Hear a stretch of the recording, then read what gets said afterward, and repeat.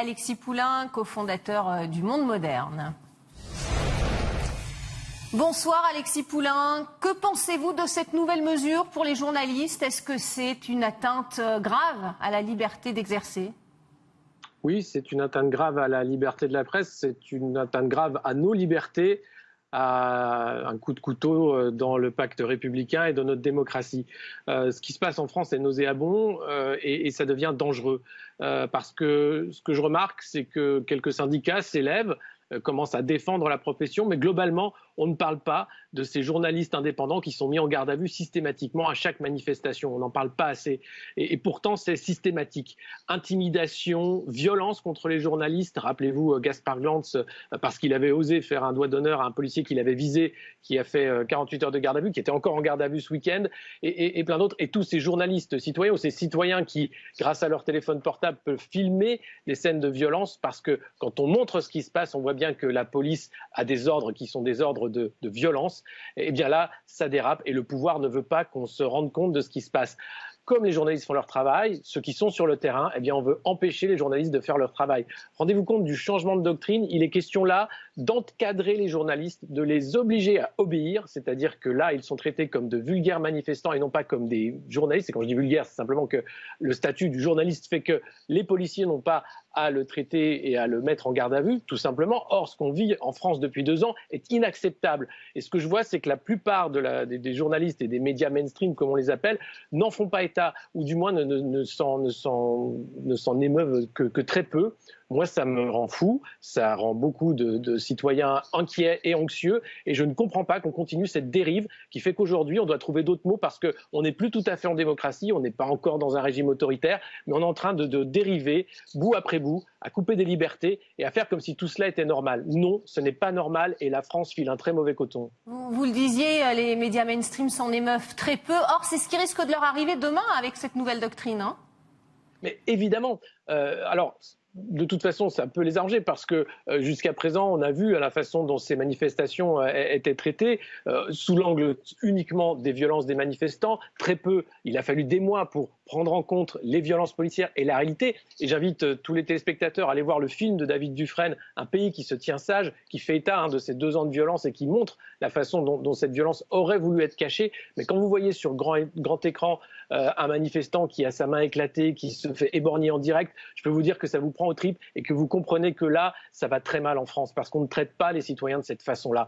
Et ce qui se passe aujourd'hui, c'est qu'on a un ministre de l'Intérieur et un président qui veulent tout simplement cacher les exactions, cacher la répression et faire comme si tout ça, eh bien, rendu invisible, sera rendu possible. Et moi, je trouve ça extrêmement dangereux pour nos libertés et pour notre intégrité corporelle, tout simplement, parce que le message est clair. C'est ne descendez pas dans la rue, arrêtez de manifester car vous y risquez votre vie quasiment. Le texte précise également, hein, c'est ce qui avait été d'ailleurs reproché aux journalistes dont on a vu le témoignage juste avant vous, c'est le port des équipements de protection pour les journalistes. Le texte précise qu'ils seront autorisés dès lors que l'identification du journaliste sera confirmée et que le comportement sera exempt de toute infraction de provocation. C'est assez vague et il me semble que la carte de presse n'est absolument pas obligatoire en France.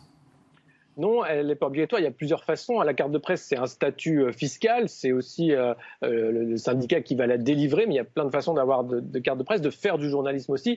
On a l'impression que la loi a été écrite sur mesure pour quelques journalistes que le préfet allemand sans doute avait en tête. Je pense à Taha Bouaf, je pense à Gaspard Glantz, je l'ai cité. Donc on a l'impression que c'est une loi faite sur mesure pour pouvoir les arrêter systématiquement et faire d'eux des criminels de manière préventive, les mettre en garde à vue systématiquement quand elles arrivent. Quant au matériel de protection, quand vous voyez la violence qu'il y a eu dans les manifestations, et une violence anormale, je le répète, ce n'est pas normal d'en arriver à cet usage de la force, même si elle est soi-disant légitime, il y avait là une disproportion tout à fait flagrante. Les journalistes sont obligés de se protéger en France, parce qu'aujourd'hui, couvrir une manifestation, vous avez l'impression d'être sur une scène de guérilla ou sur un théâtre de guerre. Si vous ne le faites pas, eh bien vous risquez de graves blessures, et même certains ont déjà été blessés. Et ça n'a fait qu'empirer encore une fois. Donc moi je trouve que continuer dans la surenchère sécuritaire, dans la surenchère de censure, est terrible et ça se fait dans un climat de silence global que je ne comprends pas et j'aimerais que tout le monde, journalistes, citoyens et politiques, maintenant se rende compte du danger que représente ce gouvernement pour nos libertés. Le texte précise également qu'il s'agit de la protection des journalistes, en fait, d'où ces mesures. Est-ce que c'est crédible? Pourquoi s'en prendre à la presse, véritablement, selon vous? Parce que la presse est un contre-pouvoir et qu'aujourd'hui, les contre-pouvoirs sont extrêmement faibles en France, que ce soit le pouvoir législatif, le pouvoir judiciaire, l'exécutif veut tous les pouvoirs. On est dans un moment totalement loufoque de bonapartisme réinventé par Emmanuel Macron qui veut absolument tous les pouvoirs. Et la presse est le dernier pouvoir, un dernier contre-pouvoir.